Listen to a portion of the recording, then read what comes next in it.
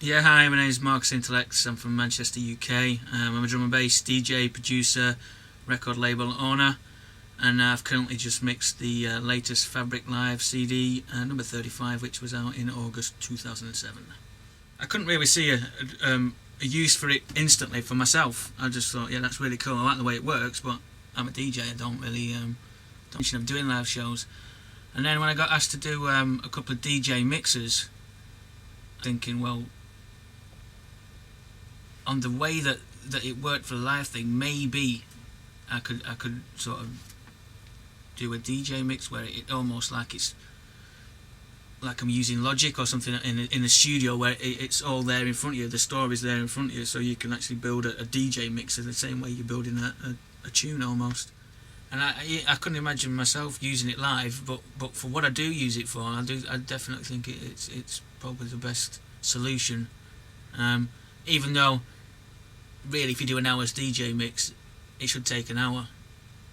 It doesn't necessarily take an hour. Like, did a radio mix, and I wanted to get it right, and it took a week. You know, but the beauty of it is, if you've got a set amount of tunes you've got to use, and you know what them tunes are, you can play around with the order and stuff. You know what I mean, to get the flow right. When you're doing it live, it's one take, and if you mess it up, you've got to go back to the start again. And the thing about live is, if you mess it up, you don't really mess it up, because it's always there, and you can always move it around until you've got it exactly how you want it. Though it will take more than an hour. And the hardest bit is the way that you I don't know what the exact wording is. Almost like calibrate the tunes so they all become the same tempo. That's the time-consuming bit. And each tune will probably take 5 or 10 minutes to get that exactly right, so you've got the BPMs of each one completely set.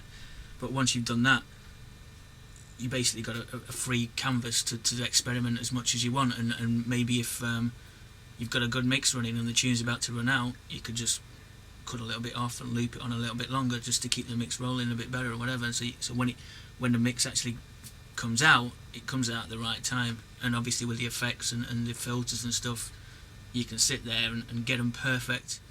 It's almost taken the pain out of making music to allow your brain to be more artistic almost, you know what I mean? I'm a really good friend of John Tejada, and whenever I play in LA, I go and stay at his house, and sometimes we try and make music, and he's basically switched from Logic to Ableton, and it's made him make music differently, which I think is a good thing, you know. And if you sat on the same computer using the same program all the time, you inevitably might end up making the same kind of sound, you know what I mean?